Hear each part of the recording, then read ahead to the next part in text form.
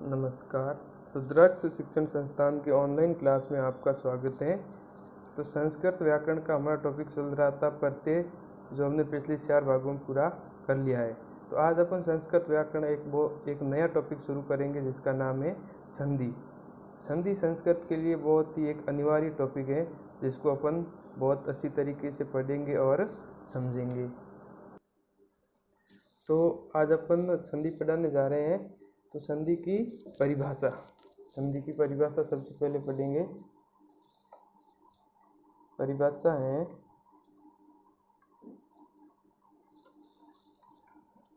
वर्ण संधानम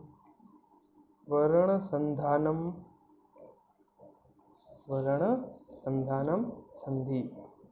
वर्ण संधानम संधि, ये तो इसकी संस्कृत में परिभाषा अर्थात मतलब इसका हिंदी अर्थ है वर्ण संधानम संधि अर्थात दो वर्णों के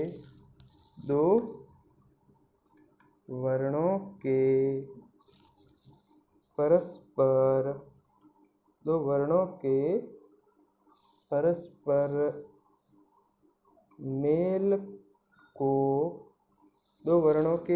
मेल को संधि कहते हैं।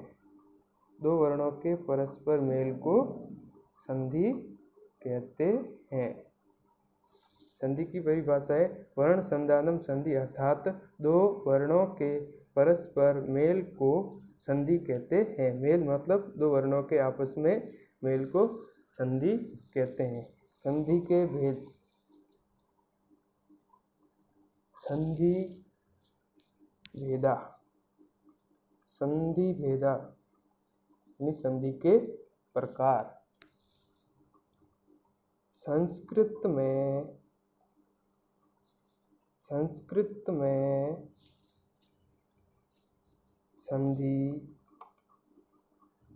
व्याकरण में संधि 3 प्रकार की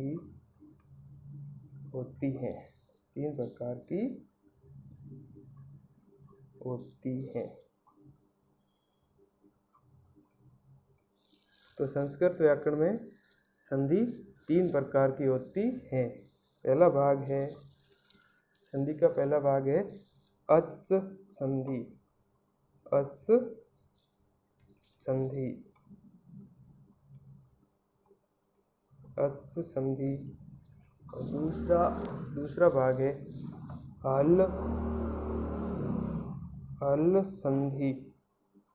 दूसरा भाग है हल संधि।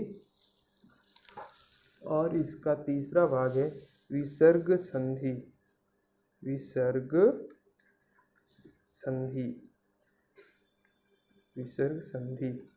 यानी संस्कृत में संधि 3 प्रकार की होती है अच संधि, हल संधि और विसर्ग संधि।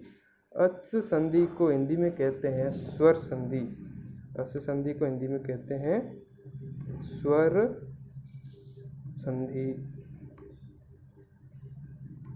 और हल संधि को हिंदी में कहते हैं व्यंजन संधि। और अगली है विसर्ग संधि।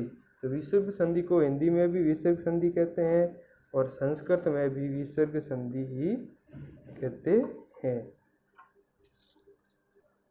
देखो बच्चों, तो हम संधि पढ़ रहे हैं तो संधि की परिभाषा सबसे पहले सबको याद होनी चाहिए कि वर्ण संधानम संधि अर्थात दो वर्णों के परस्पर मेल को संधि कहते हैं। जब कोई दो वर्णों का आपस में मेल होता है तो उसको क्या कहते हैं? संधि। और संधि के भेद यानी संस्कृत में संधि 3 प्रकार की होती है। संस्कृत में संधि कितने प्रकार की होती हैं? 3 प्रकार की। पहली है अच संधि, दूसरी हल संधि और तीसरा भाग है विसर्ग संधि। अच संधि मतलब स्वर संधि, हल संधि मतलब व्यंजन संधि और विसर्ग संधि को हिंदी में भी विसर्ग संधि कहते हैं और संस्कृत में भी विसर्ग संधि कहते हैं। अब बच्चों अपना पेज भर गया है तो दूसरा पेज चेंज कर लेते हैं। तो अपनी संधि की परिभाषा लिख दी, संधि के भेद लिख दिए। भाई 3 प्रकार की संधि होती हैं। तो संधि का पहला भाग आज पढ़ेंगे अच संधि। अच संधि मतलब स्वर संधि। अब स्वर संधि किसको कहते हैं इसकी परिभाषा देख लो। जब दो स्वरों का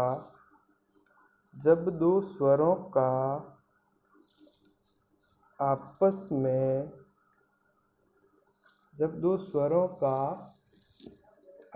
में मेल होता है, दो स्वरों का मेल होता है तो उसे स्वर संधि या अस संधि कहते हैं। स्वर संधि मतलब असंधि कैसे कहते हैं कि जब दो स्वरों का आपस में मेल होता है तो उसे स्वर संधि कहते हैं। जब कोई कोई स्वर वर्ण आपस में मिलकर शब्द में परिवर्तित या परिवर्तन करें तो उसे स्वर संधि कहते हैं। अब स्वर संधि के कितने भाग है वो देख लो।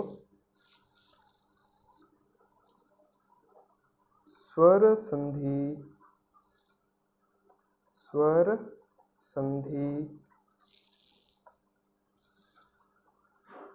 8 प्रकार की होती है। स्वर संधि के कितने भेद होते हैं? 8। स्वर संधि 8 प्रकार की होती है। स्वर संधि 8 प्रकार की होती है। तो स्वर संधि का पहला भाग है यण संधि। स्वर संधि का पहला भाग है यण संधि और इस स्वर संधि का दूसरा भाग है अयादि संधि। अयादि संधि और इसका तीसरा भाग है गुण संधि। गुण संधि और इसका चौथा भाग है वृद्धि संधि। वृद्धि संधि। पांचवा भाग है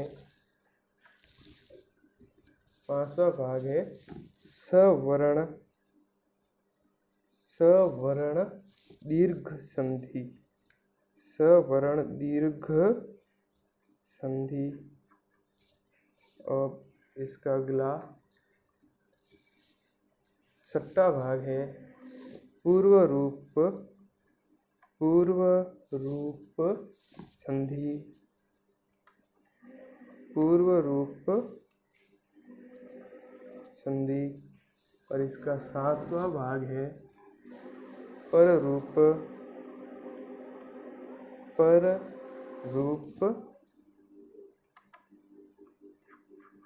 संधि और इसका आठवां भाग है प्रकृति भाव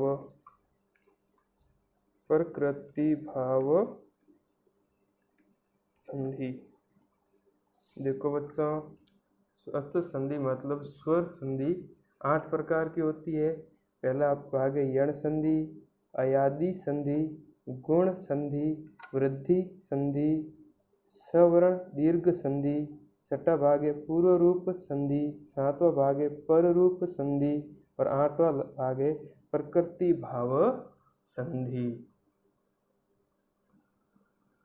अब देखो बच्चों, ये जो पहला और दूसरा भाग है ना, यण संधि और अयादि संधि। यण संधि और अयादि संधि में क्या होता है, इन दोनों संधियों में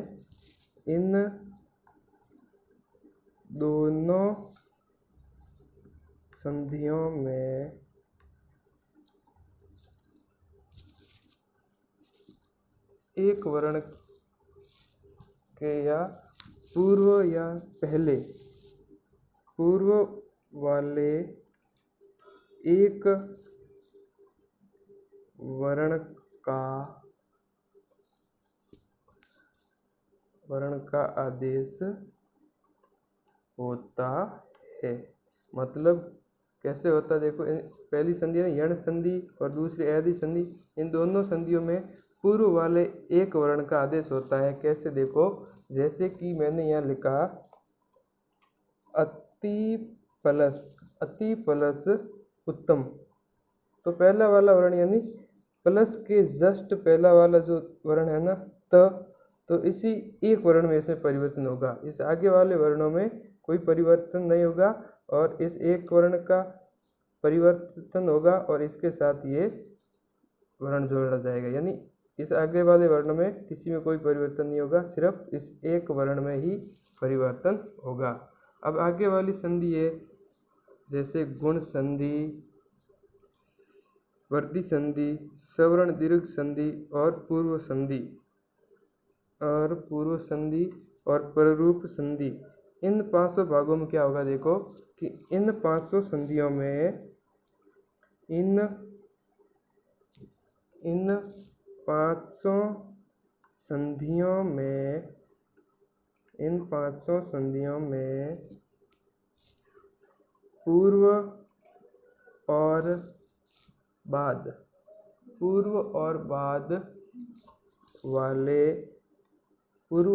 वाले दोनों वर्णों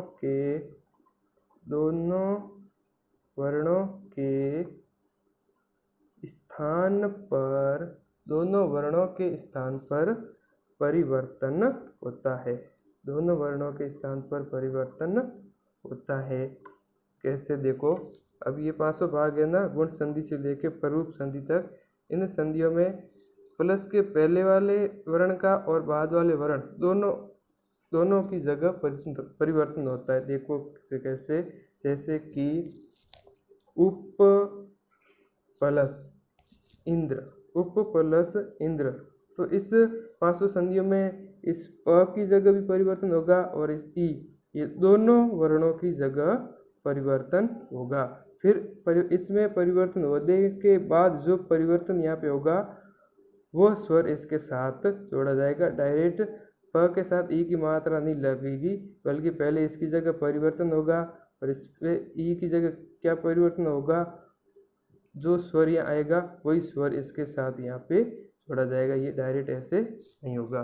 तो यहाँ तक समझ में आ गया कि भाई संधि कितने प्रकार की होती है, संधि की परिभाषा, अस संधि किसे कहते हैं और अस संधि के भाग। यहाँ तक तो हमने सबने पढ़ लिया। अब इसके अगले वाले भाग में अपन पढ़ेंगे यण संधि, स्वर संधि का। अस संधि मतलब होता है स्वर संधि, अस संधि का मतलब होता है स्वर संधि। तो स्वर संधि का पहला भाग यण संधि है, जो अपन अगले वाले टॉपिक में, अगले वाले क्लास में पढ़ेंगे। तो आज का टॉपिक अपन यहीं पे ख़त्म करते हैं। ओके, धन्यवाद। और इस चैनल को आप सब्सक्राइब और लाइक ज़रूर करना।